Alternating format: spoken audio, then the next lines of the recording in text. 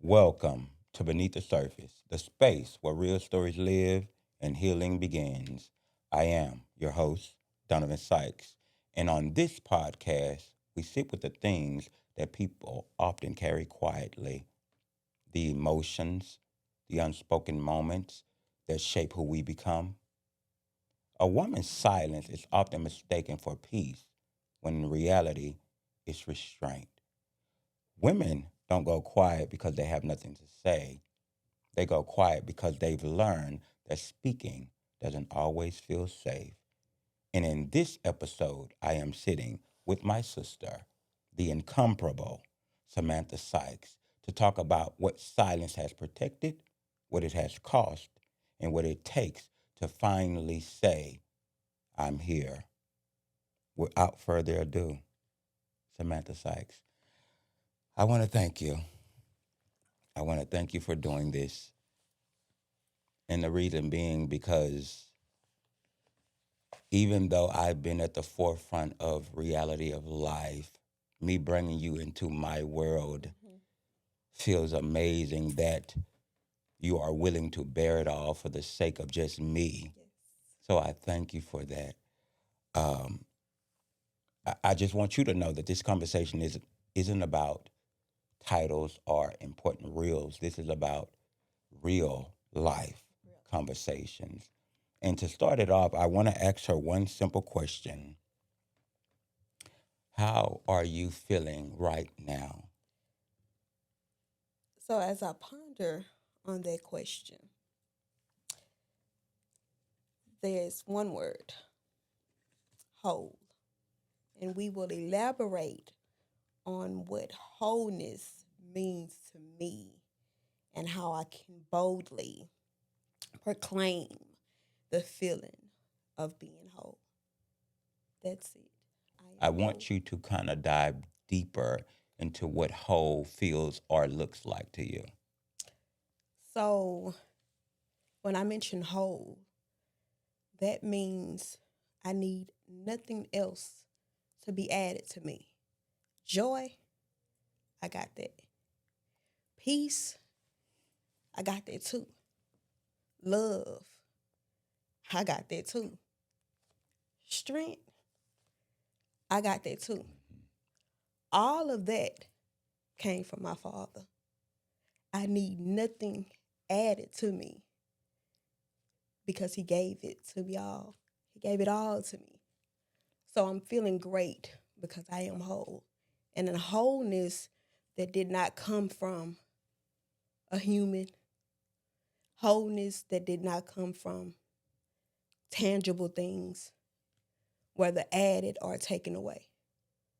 I am whole because I receive all things from the man above. And to piggyback off of that, um, it shows. It you look it, you speak it, you walk it, you breathe it, because you are me and I am you. And so when I see you, I know that because I am also Yes. whole. Yes. And I just want to thank God for that, Mm-hmm. for the mercy, Yes. because it didn't have to be this way. It could have been totally different, but we are whole.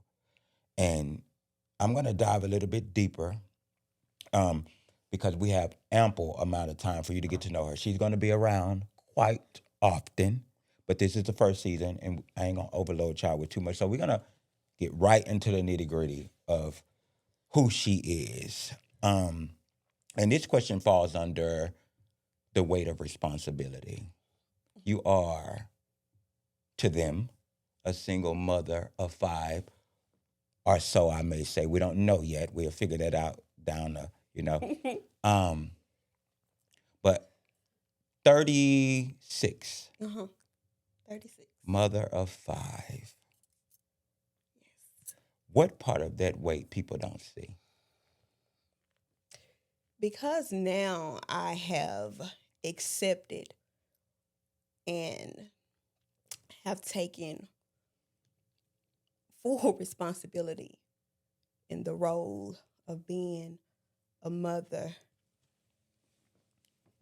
What I hate that I don't allow people to see is how I feel on days when things don't go according to plan, when my finances are low, when the bills are past due, when one of the kids needing something, when I am sick, when I am drained mentally, when I have nothing left in me but fumes. I hate that I don't allow the world to see all things that comes with this role, in which I fully accept, right?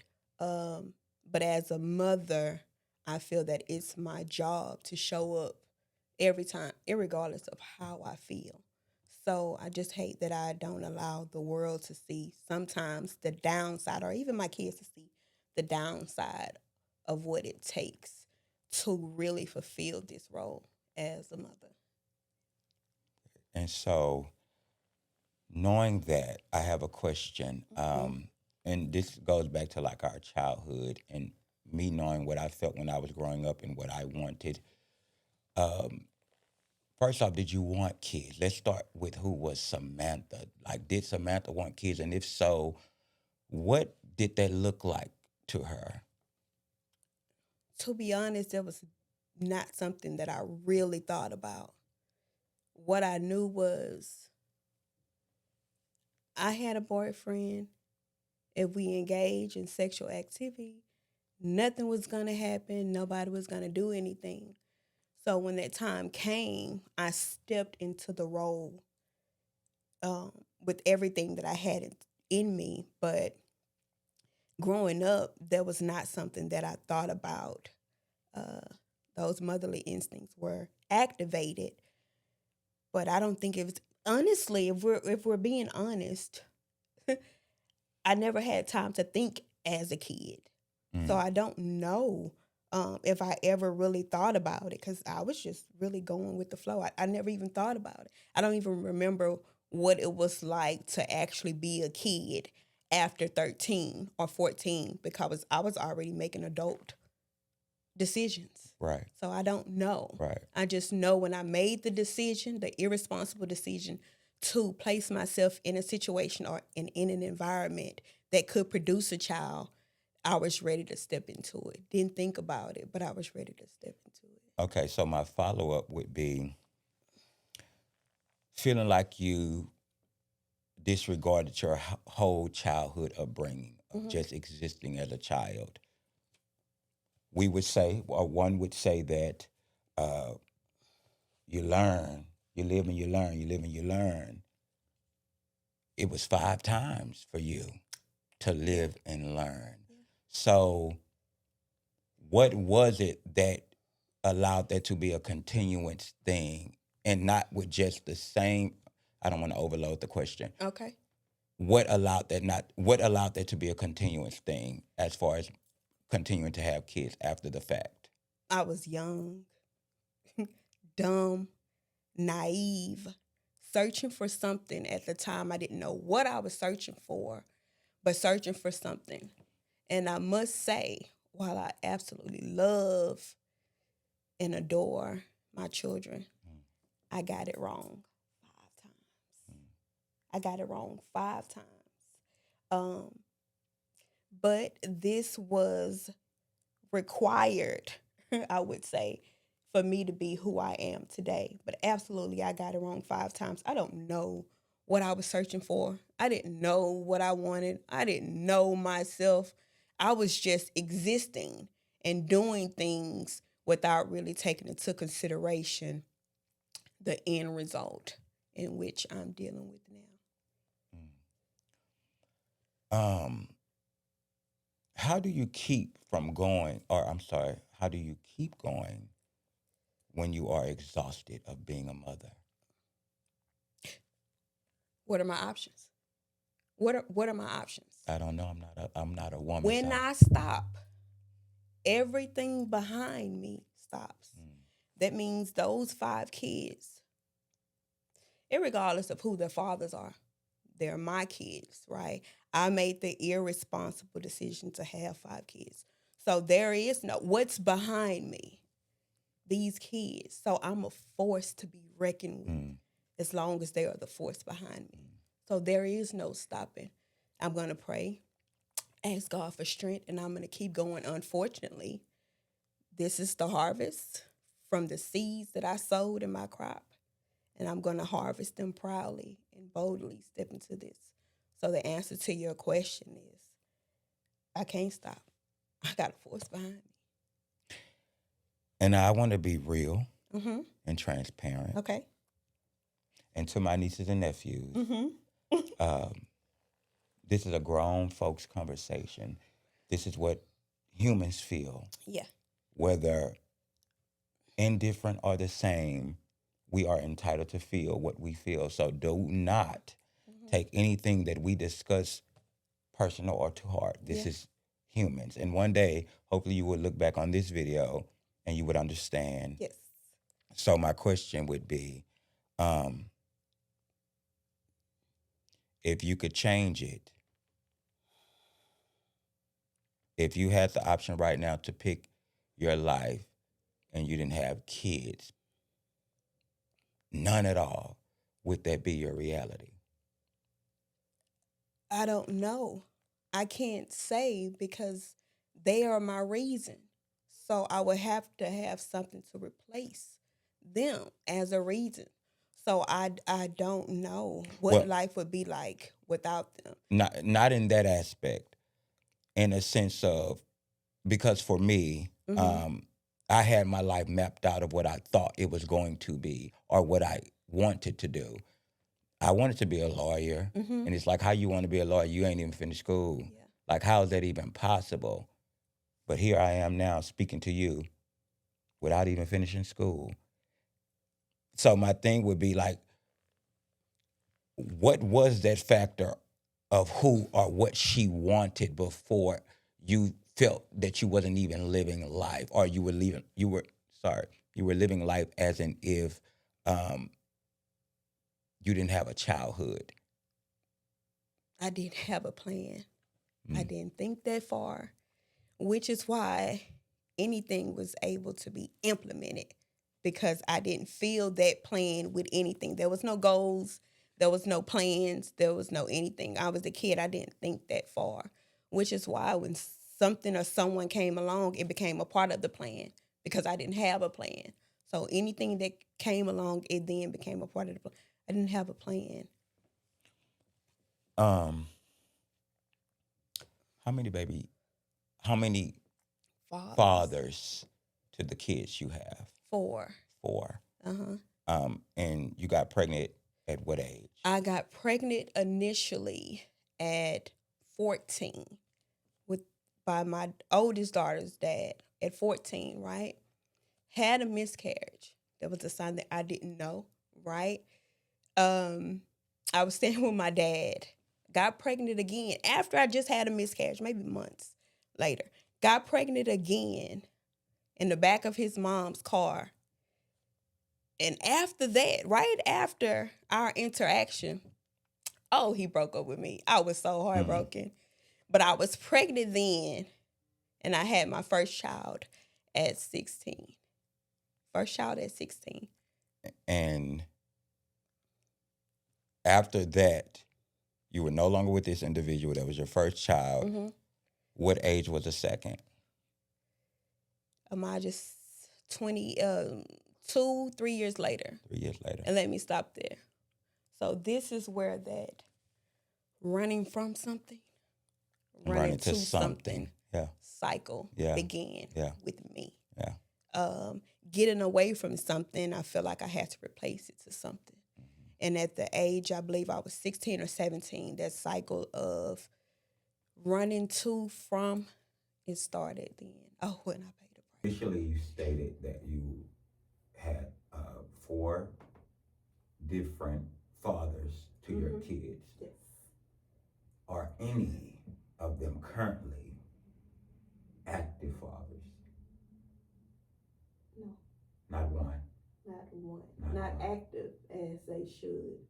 what we call active, absolutely not. What is active? Involved. Pick up the phone. Hey, this is going on. Okay, I'm there. Hey, we need this. Okay, I'm there. Hey, there's a disciplinary problem at the school. I'm on my way. Right. Um, Able to have a healthy co-parenting relationship that really doesn't exist. So no one at present day is there full-time, part-time, or hands-on.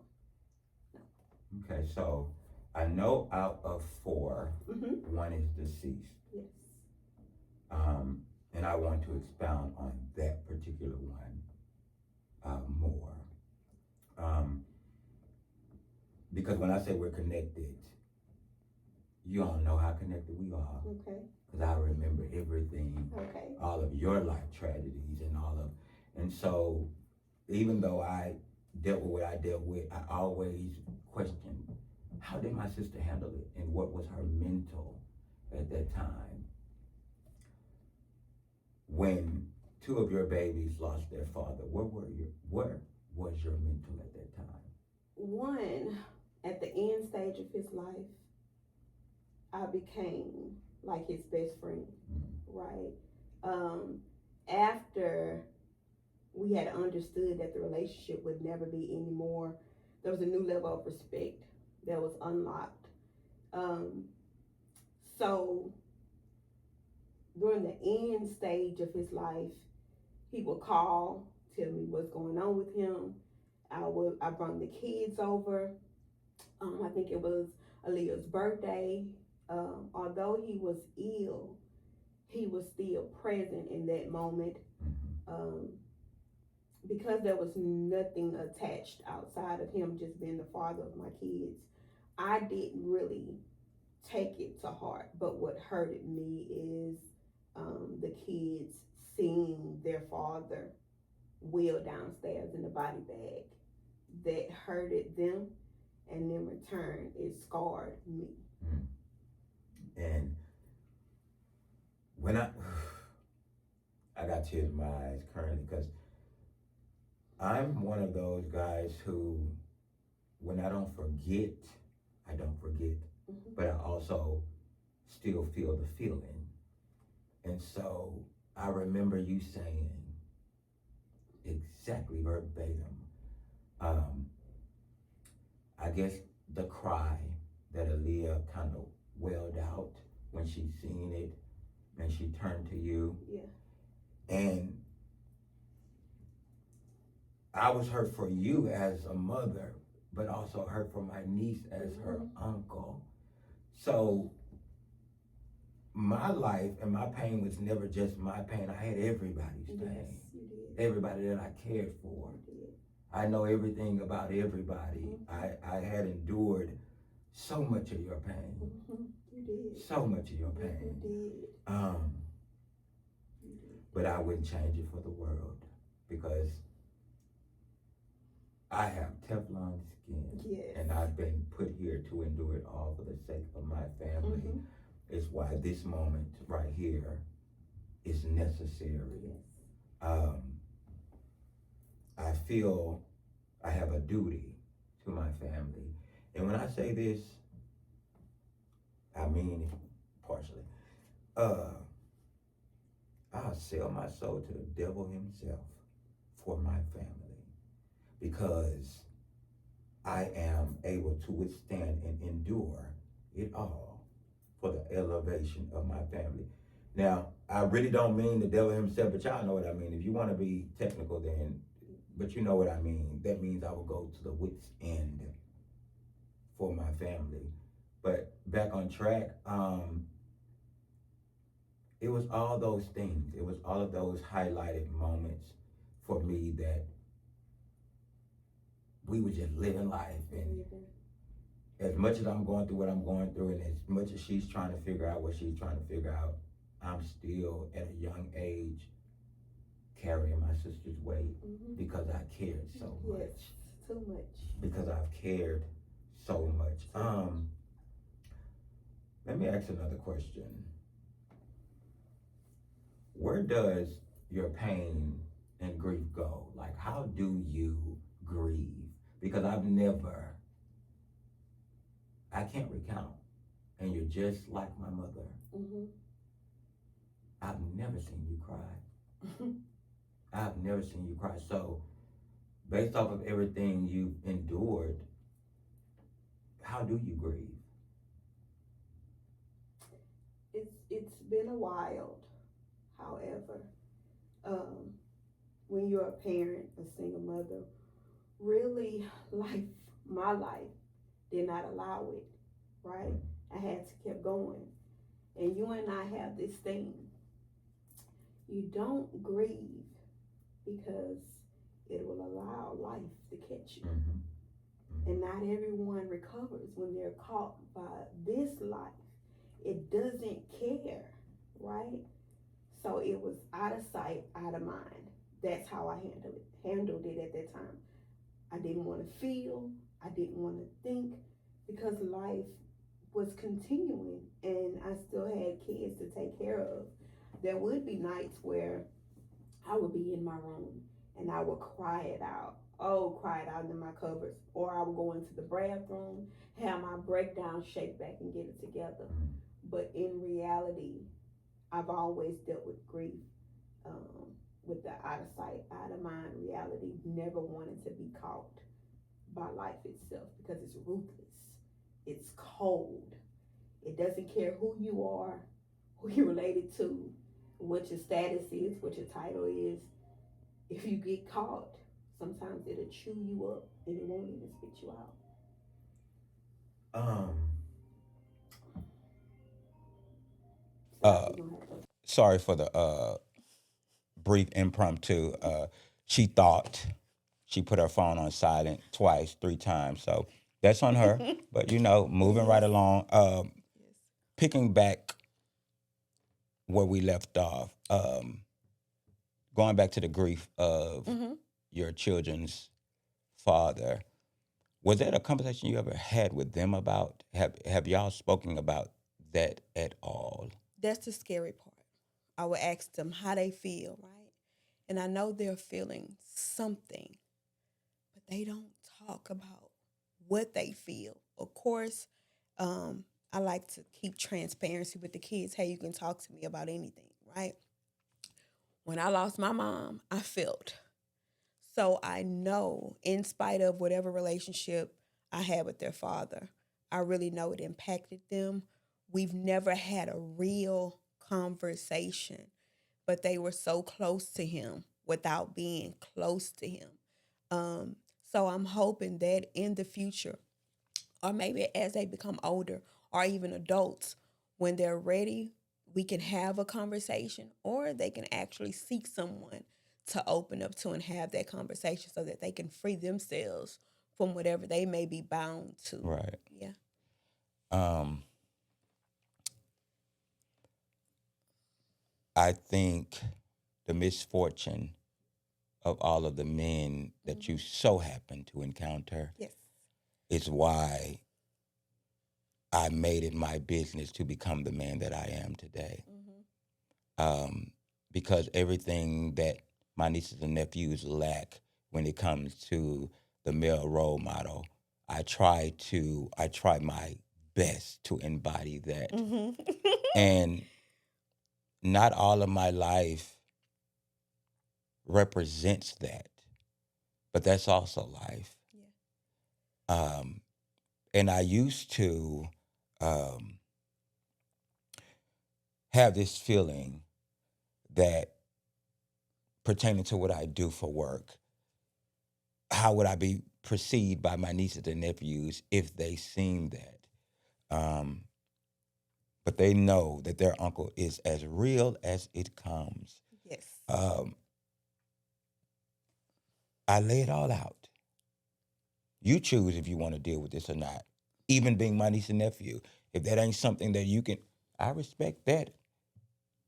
But I think I try to continue to compensate in every other area to diminish or dim that light, Yeah. even when it pertains to me liking men. So, in their eyes, right? Not what you do, but who you showed up as, Mm. your character. Right. Everything that you have shown them has earned you the title as they like to call it, father number two. I Right. can't tell them anything about you. So what you do in your personal life does not define who you are to them. Right. They know you for showing up, loving them, protecting them, providing them with wisdom, providing them with whatever financial services you need. So Right. they know you as that. My uncle, father number two, is they have you saved in their phone. Right. They are proud. Your outward work has no impact on who you are to them inwardly. Know that. And who I am to them was never an actual thought. It was just what was embedded in me. So me giving myself the way that I did was natural. Yeah. Me going with my niece to get her prom dress and Yep. her sweet 16 and All all the of those things things. were natural. All of I the even things. remember the first guy she brought home, and I had a conversation with him. Me being a young man trying to figure out my own life, it's like, how did my mind even know to be at that point to know that you need to talk to the young man because he's talking to your niece? Yeah. So even then, I was given, or I've learned that I've been given the characteristics to provide everything that everyone around me lacks. Yeah. I've been given that. So in hindsight, I do know how they view me. So I didn't mean to cut you off. Yeah.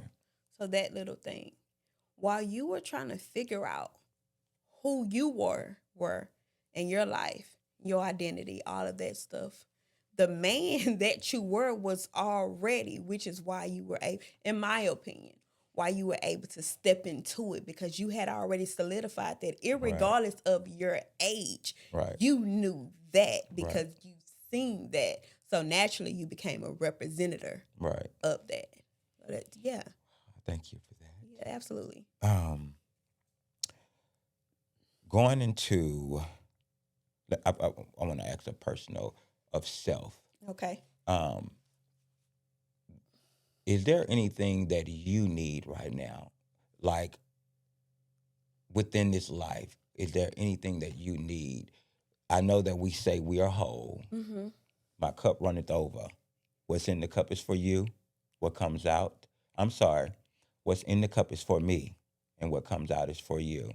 And by your cup being full, is there anything that you still need to be pouring into you currently? Outside of my finances, no. So finances is That what you is need. it. That is it. And right in my partner, Mm. I need that. I need him, irregardless of the status. My finances and my partner by my side. Whole without those things, but that's the extra layer of on top that I need, I want, I desire, just to be more financially stable, and my partner by my side. And it's so crazy you say that because that is all I need and Yes, all I want. that's it. And even in this moment for me right now, all I pray is for more finances. Yes, that's it. And not even in a way of to live how I want, but to provide how I want. Yeah, Because it ain't even about all of this for me. absolutely. It's about what the people around me need. Mm-hmm. So that's why finances is a stress factor to me, because Yes. it's just me. I don't have a lot of responsibilities outside of maintaining the life that I have, but it's just me. So I could, live with the bare minimum, but the bare minimum ain't good enough Mm-hmm. because of everybody around me that needs. Correct. But I did hear you say Yeah. finances and my partner. Are you currently seeing, dating? What does that look like? So I am right? And now I can speak boldly about this because of the architect behind this creation, Okay, now right? speak about it. So now I don't have to worry about the opinions of others. So that Imani's father, the absolute love of my life, right? Since middle school, we had life, some And things that Amani is what child? What? Imani is my second to last child. Okay, so she's before Carter. So there is Amijah, there is Andrew, Okay, there is Aaliyah, for y'all who don't know. there is Imani, then there is Carter. We gonna talk about Carter and the father in which he comes Oh from. my God. Respectfully, but we're gonna get there. We on this guy, but yeah, let's. So Imani's dad is Emil Johnson. Emil was my middle school sweetheart. I used to look for him, right? He was my age, but the way he carried himself, right? He was more like adult-like about his business. And I just remember I used to look, he had a FUBU 05 jersey. It was black and gray. I used to look for that. Fat, I used ugly, to look. black, and uncomfortable. He was not fat. That's what football stands for. Sorry. Oh, okay, Uh-huh. okay. So yeah, life happened. He was doing some things that my father, God rest his soul, did not agree with. So we separated, right? He went on to have his life. I went on to have mine. And after I finally ended things with Andrew and Aaliyah's dad, Mr. Johnson, was brought back into my life. Very special, irregardless of his past decisions. I would not allow that to define or confine him. That is the love of my life, my partner, my best friend, my confidant, the leader of my family, who is incarcerated. I'm not ashamed of that. That's a part of his testimony. He'll be home soon, but that's going to be who I'm going to marry. Okay. Mm-hmm. Now, I wouldn't be your brother. Okay. Or the man that leads you. Let's talk about it. If I didn't ask certain questions. Let's talk about it. Now, statistically proven, and it ain't even got to be statistic. It could just be based off of what we've seen. Because it ain't really statistic. It's what we see and what we know it to be. Yeah. This is a man. Yes, he is a father of one of your children. Yes.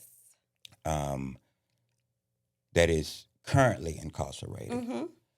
And for me, the makeup of a man's mind when they are incarcerated, I always equate it to desperate people do desperate things. I can see that. And they give these false pretenses of who they are because that's all they have mentally. Absolutely. And that it's not a question yet.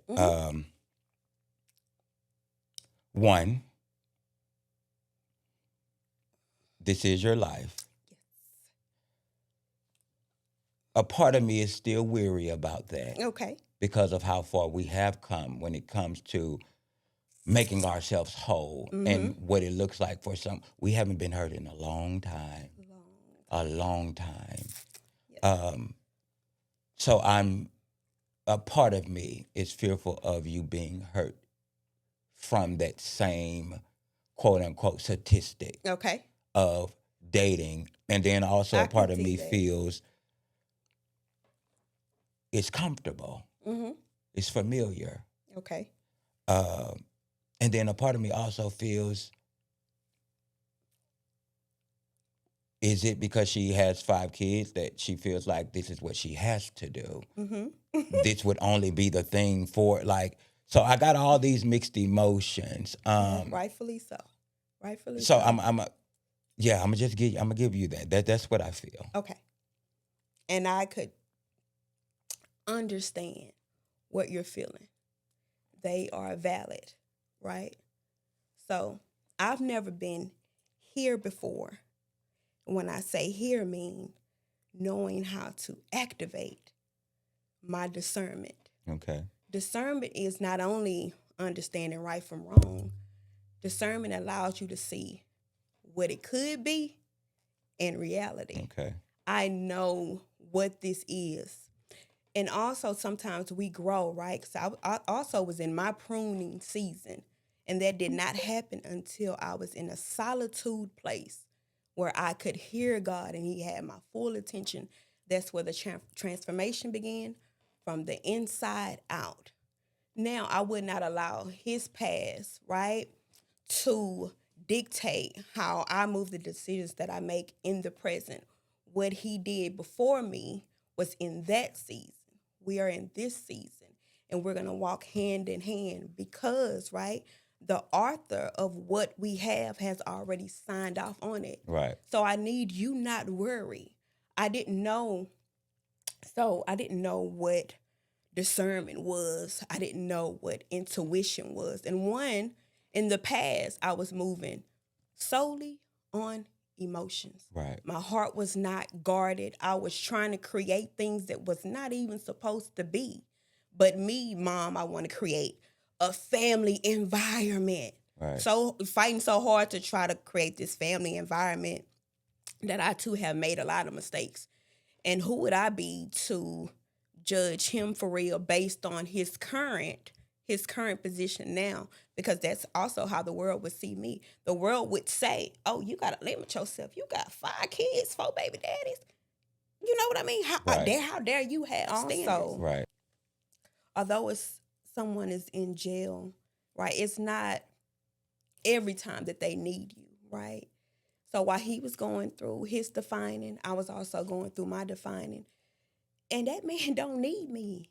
I can understand. He don't need anything from me. We just had a conversation where he realized, right, that I had began to focus more on the relationship. Him, right? This is my natural state. When I'm involved with somebody, I kind of gravitate to solely them. He recognized that and he pointed out to me, hey, let's not forget who is important. So we serve the same Father. And as long as our Father is at the foundation, I have not a single doubt that we will be okay. So as your sister, I'm looking at you and I'm telling you, no worries. Okay. I am. I'm still giving pushback, and let me give pushback. Okay. And this is me challenging the mental state of just how it is. Okay. Now, I hear everything you're saying about him not needing X, Y, and Z and whatever. And you mentioned something about solitude, that you had to be in solitude, but you were not confined within your solitude. Meaning if you chose to want to walk out of that solitude, you could. That's not an option for him. So in my mind, it would be, why not always speak positivity? Why not always speak good? Why not always do or say things that are beneficial to you when your solitude is confined? You have no scapegoat for that. So that's when it comes into me probing, like, okay, that could be true. Yeah. And you could tell me not to worry, but still as a man, those would still be my thoughts, legitimately so. Legitimately so. But I would say this. I will not allow the world to place their hands and their eyes and their opinions on something that God has ordained. Right. It's bigger than what we're really able to understand. I know what's going on. I don't talk about it, but trust when I say my discernment is at an all-time high. But again, he doesn't need me. That's the beautiful thing about it. Yes, I could be with someone. I've tried. That's not where I want to be. He is who I want to be with. There's not a desperation. I'm not looking to feel anything. It's none of that. Okay, so yeah, for me, the question would be, what was that determining factor that made you feel or know that that's what it was with him? Like, okay, he is. Was it a sign? Was it how he spoke? Like, what was it? What made you know? Okay, you're the guy. So no one outside of Gail really know the depths of that relationship, Right. right? It's always been this internal connection. We couldn't describe it, right? Because we were younger, we couldn't describe it, right? So we were talking yesterday, and I said, how can we describe what we have, right? So this is the example that I gave him. There is a cup. We are the cup, he and I. The flesh body is the Okay. cup. Inside both of the cups that we share, God is in our cups, right? Okay. All of that overflow is the love that he and I both share each other. I wholeheartedly know and feel that this is where I'm supposed to be. And you can't really explain anything spiritual because we're still trying to define what Right. this is. But he has been, there's nothing negative outside of his life choices that have been attached to his name. He is a stand-up guy. Stand-up guy. He's never done anything foul, flaky. He has always been proud of me.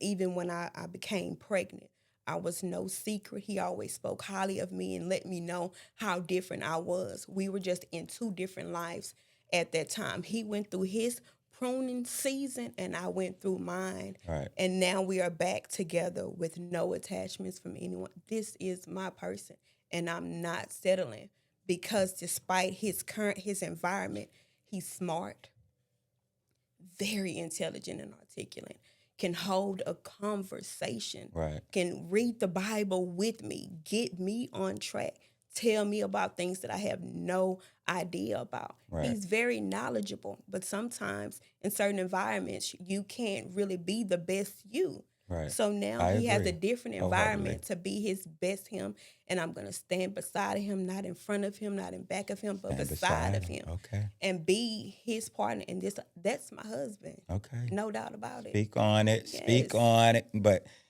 Yeah. I'm gonna say this, and we're gonna close out that part. Okay. You have my full support. Thank you.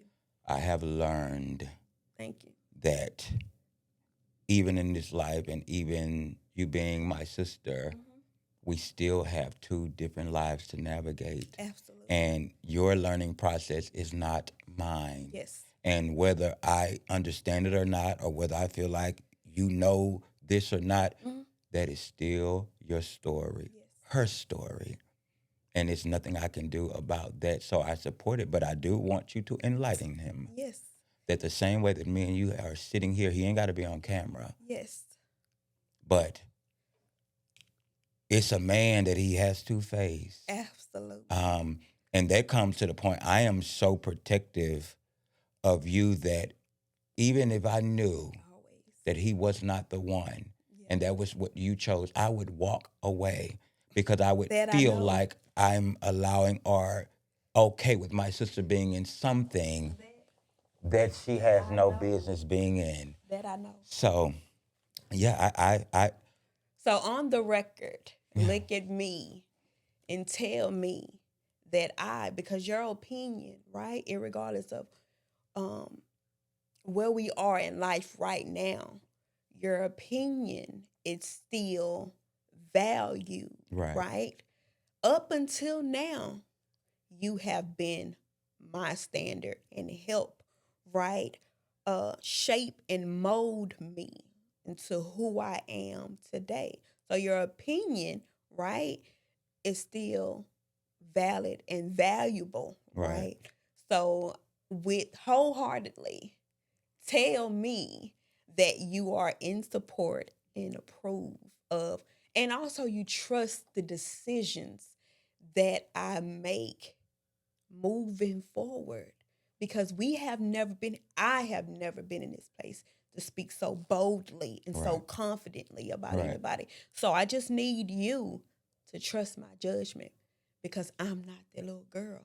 Okay. Now. I'm a woman of discernment, morals, integrity, um, and wholeness. So, here on record, Mm-hmm. as her brother, Yeah. Donovan Sykes, I give you my grace Yes. and understanding that you are guarded enough Yes. to protect yourself, that it does not hurt me. I give you that. Um, because one thing I do know, where I am today is because of who you were then. Then, Yeah. as a young woman. So you were feeling like you were just having kids and all that. I didn't see that. I seen a strong, resilient black young woman. And that continued to allow me to want to become a man, to say, hey, this is what my brother do for Yes. another man. And you think that you gonna come in here and give me anything less than that? Yeah. We're not doing that. We're So everything about me, you know, I I know. cut them off quick I if know. you're not giving I me or know. coming with what I require. So You are discussed. I definitely, I feel You that are discussed. you know what you're I doing. know what I'm doing. I feel, I know what I'm and you doing. know that I know what I'm doing. Yes. Um, so I guess It's new territory for for us. both, So now yeah, you really get to see, right? Because it's easy to talk the talk, right? Now you have to trust me and allow me to right. show you. This is I haven't been with nobody in a few years. So now it's, oh my God, does she know what she doing? Can I trust? You can. I want you to make a promise to me, Mm-hmm. because sometimes when we speak, and I'm not speaking against, let me Okay. put that out Yeah, yeah, there, yeah.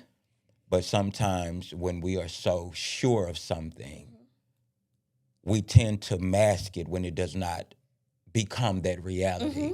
So I want you to make a promise to me that if that is not the reality, you still have that conversation with me and say, brother, this is what's going on. And Absolutely. we move from that point forward Yeah. and not from what I'm thinking is going on or what Yeah, I'm thinking no. the life you're living. So We're I don't very want the deceit transparent. or the deception if that's not the reality. So there are no masks, Okay. right? I've done it for so long to the point where it almost took my life, right? So we've been through so much. There are no secrets. Full transparency. I am human. Life happens. Right. I do not place him or the relationship on a pedestal. While I am confident, I understand that humans by nature, Are human. right, are human. Right. So even if it's not perfect, I'm willing to work through it. Of But if course. there's ever a time where I say, oh, hold up, this not it, right? It would be nothing for me to say, hey, okay, it didn't work. Maybe I was wrong. But in this case, I don't think So, uh, do you have any non-negotiables? Like, this is, if this is something that happens, so. it's no reconciliation. Do you have any of those? Um,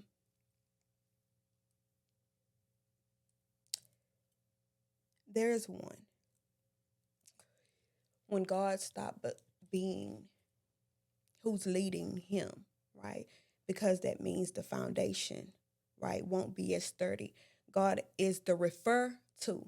Okay. So even when we get in our own way, we have a refer to. When he stops being the refer to, What does that mean, refer to?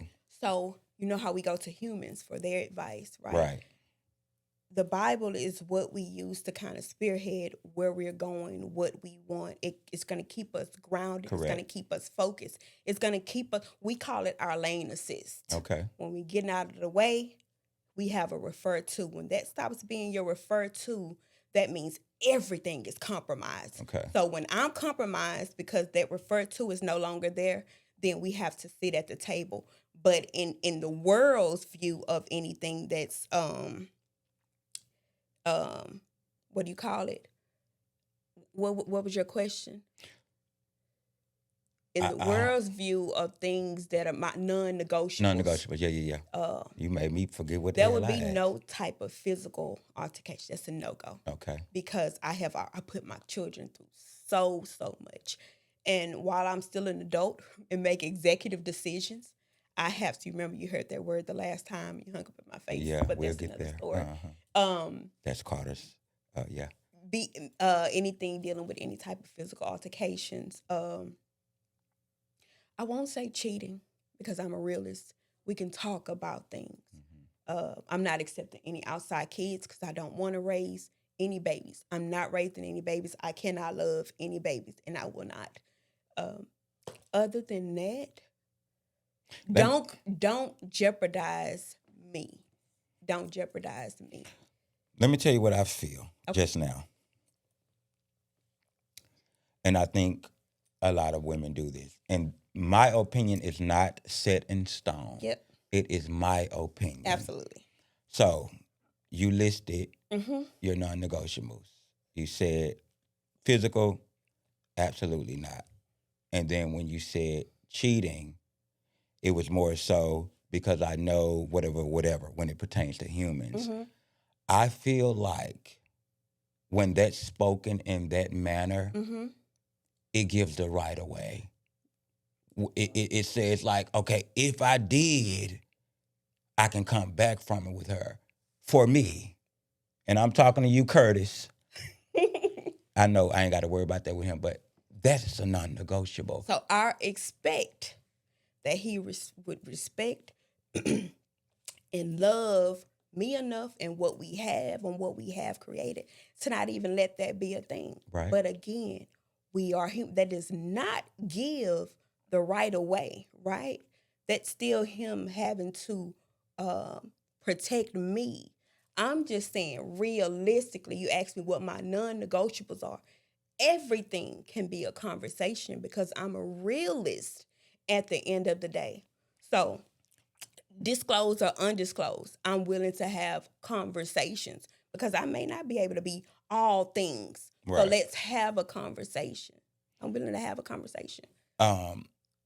You had said something pertaining to when God is no longer. What was that? You said when God. I'll refer to foundation. Okay, and I want clarity on that. So does the refer to means if God is in front of it, everything that He shows and possesses is going to reflect it, so you would know that it outwardly. And let me tell you, the farther we get away, the further we get away from the refer to, the less convicted we are. That's what I mean.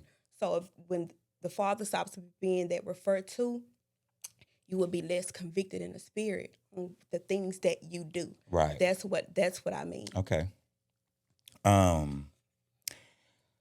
Moving right along, what do I have for you? And let's not mistake this. Go ahead. Talk to the people. I cannot be weaponized with the Bible. That can't be used as a weapon to do certain things. What you mean? Like some people would hide behind the Bible and have their own type of motives. It's weaponize it, use it for their own personal gain. That's what I mean. And to you all out in the world, let me tell you one thing about us. Whether different or alike, we are secure within who we are individually. So, yes, we're brave enough to be able to display who we are in front of you all. Absolutely. We open to unwarranted comments and whatever you feel. That's your prerogative to feel how you feel. It's your prerogative to also be disrespectful based off of how you feel. We don't indulge in those type of things. Not at all. We do not indulge. Not at all. So you hear what you hear, and that's all it's going to be. Going back and forth, we're trying to prove to you who we are will never happen. Never. We will always only inform. That's it. And that started with me, so you know she does it. I just. We don't care about anything that anyone has to say, but we appreciate you being here. Let me just say that. But, Absolutely. feedback is necessary. But, yeah. Let's get to, I'm going to put these down. Okay. Um, Okay. let's get to where this growth sparked, what happened, and how we got here. Okay. I remember so many instances where I've endured things that I personally would have never Yes. put myself in. I remember the first time being in handcuffs was because of you, Yeah. because of me Yeah. standing up for my sister. Absolutely. That was the first time I had ever been put in handcuffs. And the irony of it was I was placed in the same truck side by the person that I got into it with for her. But this is not to assassinate anyone's character. This is all about just conversation and growth. So Yes. I'm not here to slander anyone. More so just give the experience in Yes. which what happened. Yeah. So I'm very keen to that. Yeah. But thinking back, the last relationship and the last child you had was very difficult for me. Yeah. It was very difficult for me as your brother. And it was even more difficult because I'm not a confrontational nor violent person. So who you were associated with brought those things out of me out of protection for my sister. And I just remember moving from apartment to apartment, trying to avoid, and then it ain't this, you back there, and then it's this. It was just so many different It was. things. And It I really remember the was. last incident. Mhm. Do you want to talk, or you want me to go ahead and finish all that? You got anything to say? Okay. No. Go ahead. No. The last incident, she moved abruptly from one apartment to a house. Helped her move, went in and painted the walls Yep. and trying to fix everything. And this individual was supposed to be no longer a factor. Yep. That was what was conveyed to me. That's what the kids knew, all of this. Nice little neighborhood, predominantly white, Caucasian, however y'all want to say it. Neighborhood, she was single black mother, 5 kids. So you already know she's going to stick out like a sore thumb within this neighborhood. And we were in the car, and something transpired at the house. We weren't at the house, but the kids were, and something happened to the point that it made me feel a way about what my nieces and nephews were enduring when they had no protection based off of that individual. And we got into it, and I just could not fathom how that could have been again. Yeah. Over and over and over and over and over and over. Yeah. I could not understand it. And I had a epiphany. Hallelujah. I said, I can't expect my sister to give me something that she's not even giving herself. Yeah. So how could I be mad at you for not doing what's best for you? Yeah. And I'm at the receiving end of that. And we had a phone conversation. I'll let you tell this part. How did that phone conversation start? Not the whole conversation, but just the words that were said and how it went. You found out he was back, and I said, I'm making an executive decision. And you told me, well, that executive decision is wrong. And it hung up in my face. Mm-hmm. And it stung my heart, right? Because you were the safety net. Mm-hmm. If I ain't have nobody else, I had my brother, right? And even if I didn't admit it at that moment, I knew that I had fucked up. Right. Big time. Right. And I remember how it made me feel. I felt so bare, so naked, so exposed. I don't have anyone. And I was terrified at that time, saving face. But I knew, I'm like, what would I do without my brother? Right. And that was the beginning of the end, right?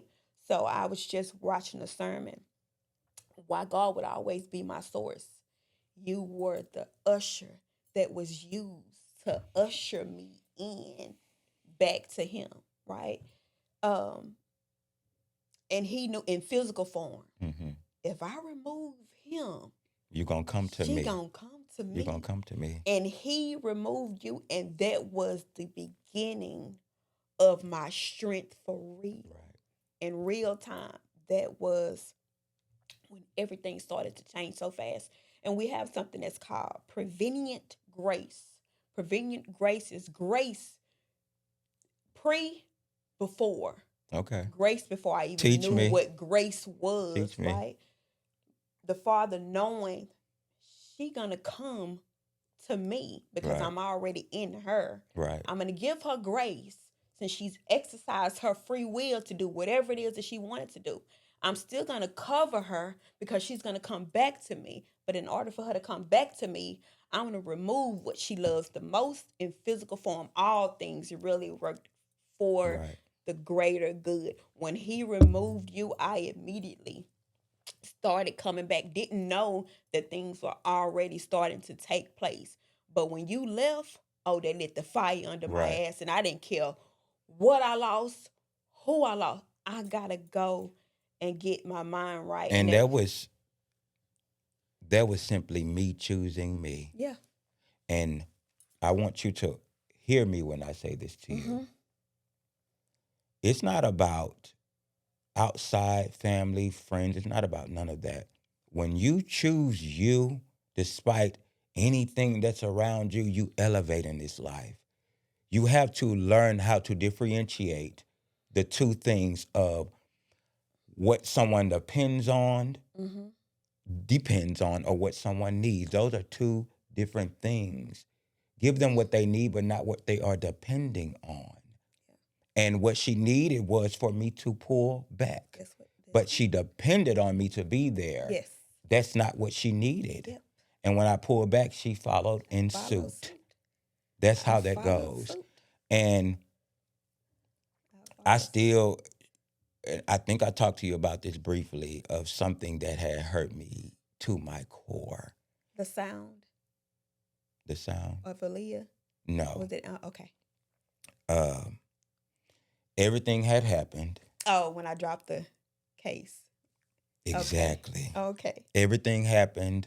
I had just got this Kia, I forgot what kind of car. I had the panoramic sunroof, leather seats, all of that. Just had got that car, and they were in a debacle, a spat, as I would call it. And something happened, and he was mad at me because he felt like I was the battery in her back of why she was acting the way she was, which I was. Mm-hmm.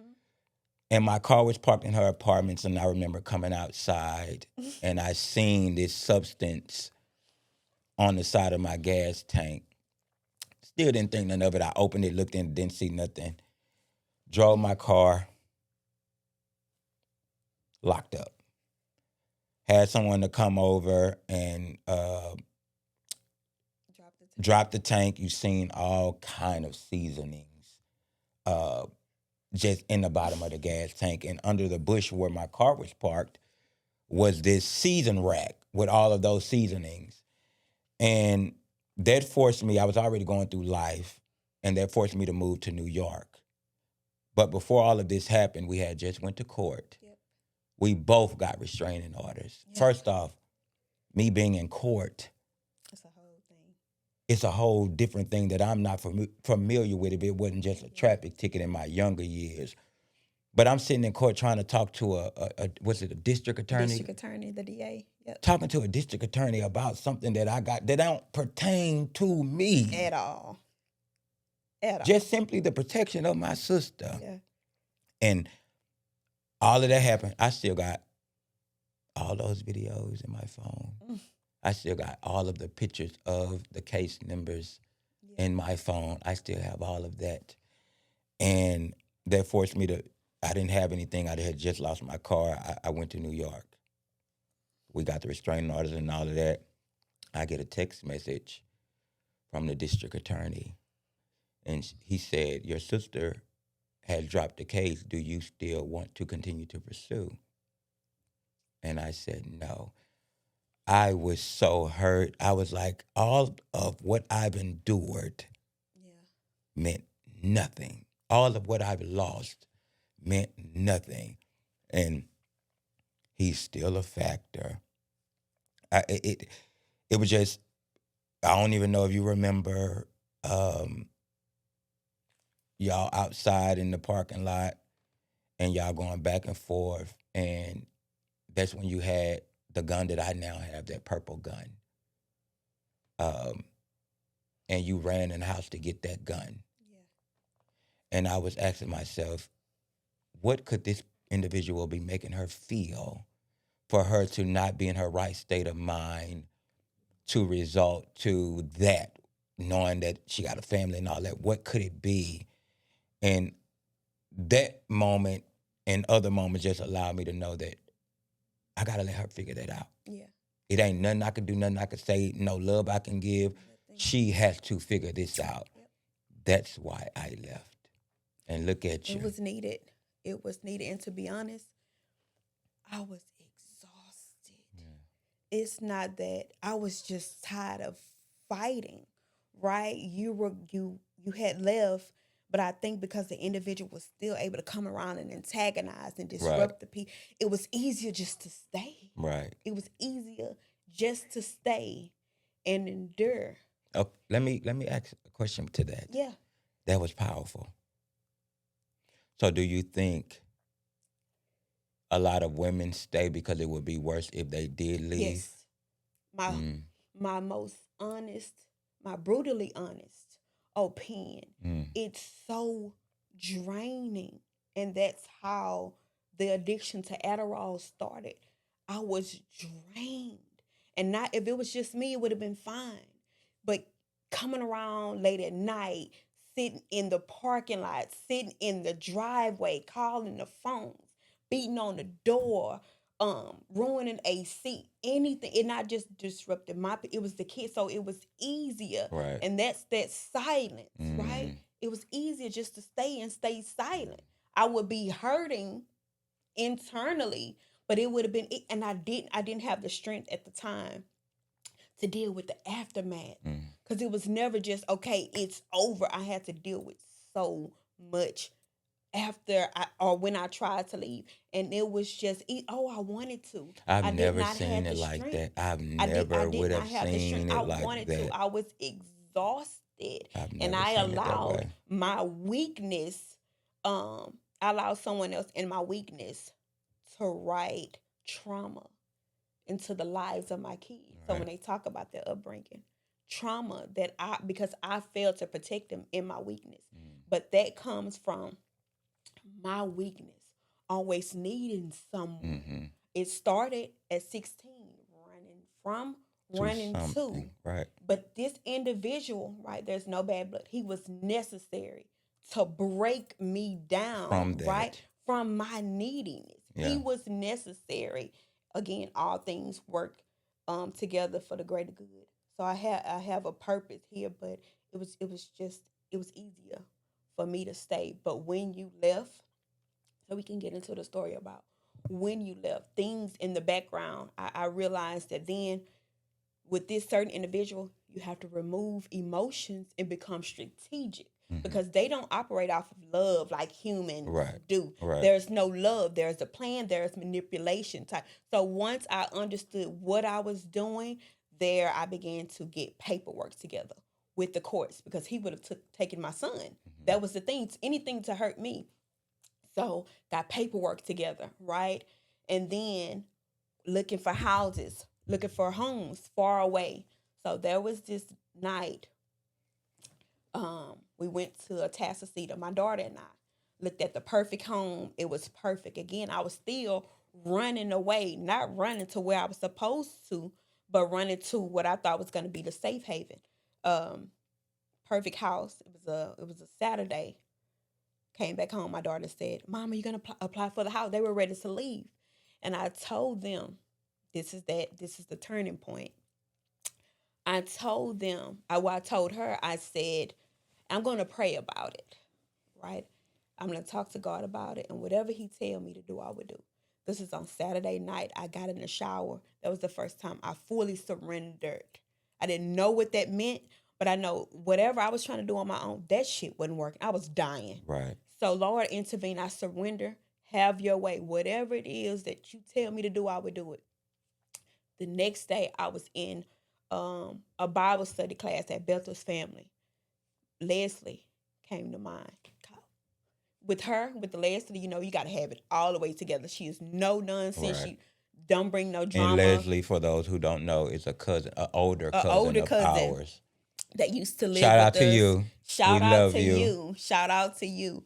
Uh, I was in the class. It was put on my heart, right? Call Leslie. I would have never called her, but I didn't know before. I had already started getting paperwork together, not knowing that it was going to be for Leslie because I have to show proof that I have things in order because you can't come to her with just anything. Right. I called her, right? I prayed about it. I went to the car, prayed about it. I called her. And I said, "Don't talk, just listen." Mm-hmm. I told her what I wanted to do, all the things that I had been doing. I asked her, would she sign for this house? This is big. She's very business savvy. She's no bullshit, no nonsense. And I already knew that the individual she did not care for and she was not going to go along just to get along. That was very clear. Right. So I said, just think about it. Got home to the apartment. She called me. She said, first, she said, "Okay, I've never done this. I'm putting my job on the line. I'm putting my career on the line because everything that happens at the home, my name is going to be attached to it." And I Right. said, "I wouldn't have come to you if I didn't have things together." That was me not realizing I was gaining my strength. Right. Right. This was the escape route that God had laid out. And she Right. was, again, one of those ushers to Right. lead me to him. When you He know, said, you know. fine. She said, fine. She hung up. She called me back. She said, "No, this is God using her." She said, "No, you're moving too fast. Come out here with me." In that moment, that "come out here with me," my spirit was so settled. Like I knew what it is that I was supposed to be doing. Didn't think about it. I called you, I think. I didn't have money for a U-Haul. Mm-hmm. I didn't have nothing. You paid for the U-Haul. You put the stuff in the storage for me. Mm-hmm. I took bags, went to my cousin's house, and I call her house to this day. That's the recovery house. Mm. I was not whole, but that's what God had my attention the most. After I surrendered on Saturday, things just started to fall into place. Yeah. So both you and Leslie were ushers to the source, to the plant, and that's how I became the person, the woman that I am today. Because of you guys, you and Leslie, the ushers that God used to get me to him, I am forever indebted because I have been through some shit, but it was necessary Everything to break is. me, my Everything neediness. is. It was Everything. necessary to break me. That neediness that I had, right? I was needing to be with somebody and be loved. Yeah, it broke That me. was both of us. Yeah. That comes from because, and we're blessed to have experienced it. Absolutely. To be able to see my mom and dad lay in the same bed, to have a family dog, to decorate the house for Christmas, every weekend to Friday nights, to sit and watch movies and order pizza. Like, we had that at a very young age. You And did. those moments are so monumental in who you become Yeah. as an adult. So as our life began to ascend, we were still searching for that Still same searching. thing that we Still had searching. received in every aspect. And the searching. minute that we felt like we had it, Yep. when that broke apart, we're going to find it from somebody else. And that was me.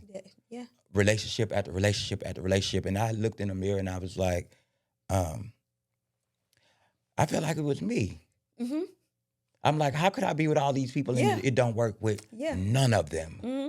It gotta be me. Yes. It was never me.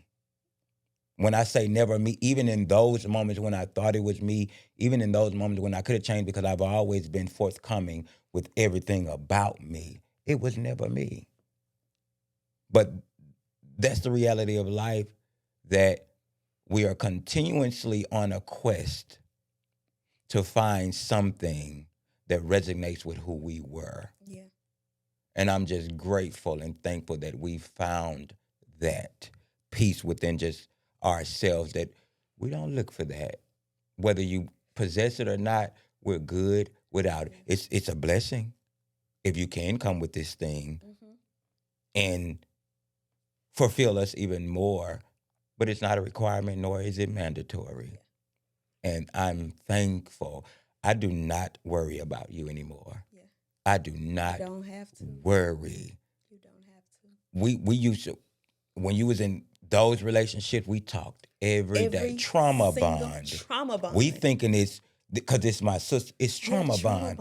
I gotta always check on you. Yeah. Not knowing that subconsciously that is what's going on. But that's a trauma bond.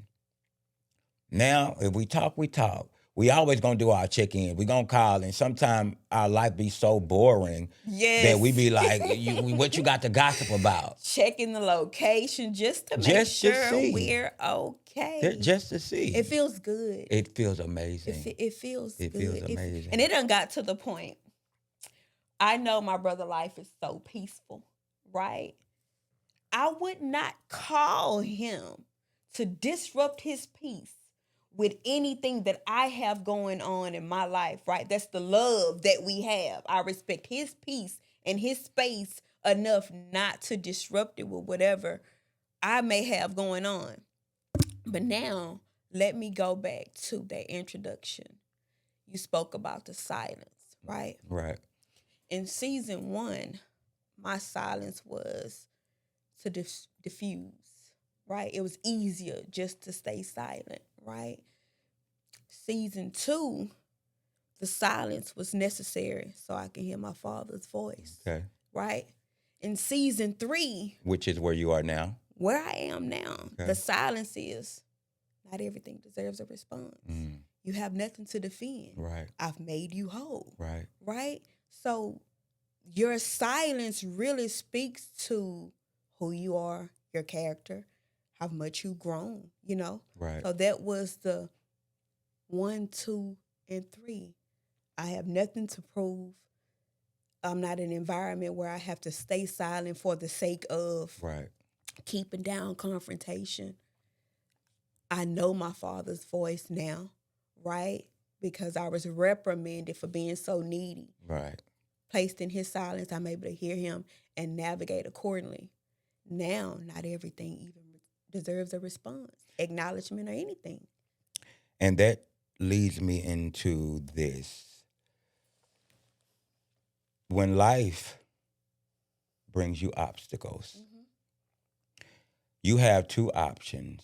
You either allow that to be a repeated cycle, or you ponder on that thing so you never have to experience it again. And even with me, every encounter or relationship I've had was a asset to who I am as a person today. I took something out of every encounter to elevate myself.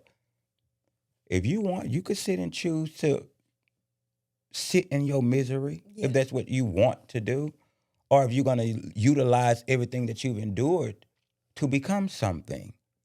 You see what I'm doing right now? I'm becoming something right in front of your eyes based off of my story.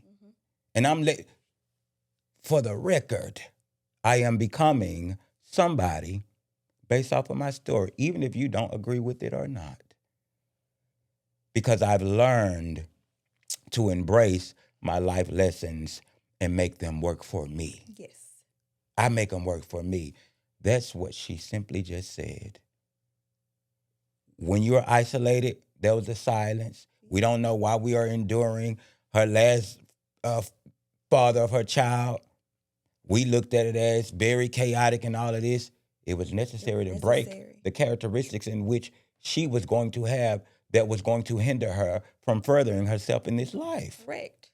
Do you see how that works Necessary. when you understand it, though? Mm-hmm. It's that simple. Yeah. We're going to get ready to wrap this up. I got a few more Okay. questions. What's something that I possess that you wish you had? Your creativity abilities. Hmm. Even from yesterday, you were teaching me how to walk properly in heels, right? Right. How to put myself together, how to carry myself better. It's just the overall presentation. I really hate that I don't possess any artistic abilities, but that's your lane. I don't have to because I'm connected with Of somebody that course. Of does. course. So It that takes a is the village. one thing um, that I'm kind of jealous of, but Mm. I'm connected to the source, so So she still got it, I still got nonetheless. it. And the ability is something that I was gifted with, but it was also what I saw. Mm-hmm. And so even today, if you're associated with me as a female, it's a standard that I would want the woman who's associated with me to look like, to be like, to whatever. I've always envisioned it with my mother. Mm-hmm. So it's easy for me to say, this is what Yeah, a woman looks like. yeah. This is how they dress. This is how they sit. This is what a woman looks like to me. And if you want to be technical, we could chunk a lot of it up to the gay side of me, pansexual. Gay, but pansexual. We could put it to that, but yeah, um, I know what I want a person to look like, Mm-hmm. and I also know how they should look per my standards. That doesn't Correct. mean that's my standards. Correct. But with you, your smarts, your education level, I envy it. Oh, I envy it. But the same thing that you just said, I don't need it Correct. when I'm connected to You you. don't. You see how life is a give and a take? Mm-hmm. It's really a give and take. You're not going to possess all of the characteristics in which you need. But if you're a good person, he's going to entwine you with the person that Yeah. is necessary. So you will be that complete package. So when it is time for me to elevate, when I am on all these talk shows and reading over contracts, I told y'all in season one, I'm like, what's this word? I'm behind the scenes. She right here. Baby, Looking look at at the this contract and tell contract. me if there are any discrepancies in it. I'm the Absolutely. talent. You're the back. Correct. You Correct. see how that goes? That's how it And goes. even when she coming with me, brother, you coming on That's this red carpet with me. that's how it goes. I got you. You ain't got to worry about nothing.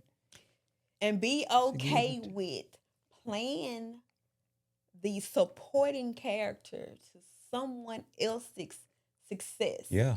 Because there would become a time where you would be the main character and you would have supporters. So in this space, I am a supporting character. Know that. And I do that so boldly, so proudly, because I trust where he's taking me. And I want you to also be mindful that she's willing Yeah. to be a supporting character because she knows who she is associated with. She knows that on the back end, when I am where I need to be, she will not have a worry in this At world. all. So it's okay for her to be a supporting factor. Absolutely. It's okay because she knows we were getting ready and all of this was this my first time sitting down and we have conversations, but on camera, Yeah. this is new. So I'm nervous. This is my show. I'm making her nervous, which is now making me even more nervous. But I'm like, I'm gonna get it. We're gonna get it.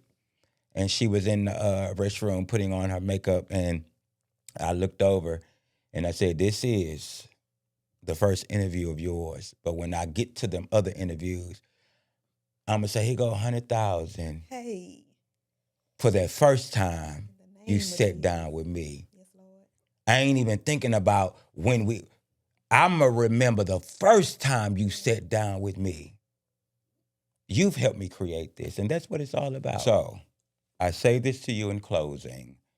This conversation is simply a reminder that silence holds wisdom, pain, love, and legacy all at once. And sometimes the bravest thing you can do is tell the truth when the world expects you only to endure. This is A Woman's Silence. Until next time on Beneath the Surface, we love you.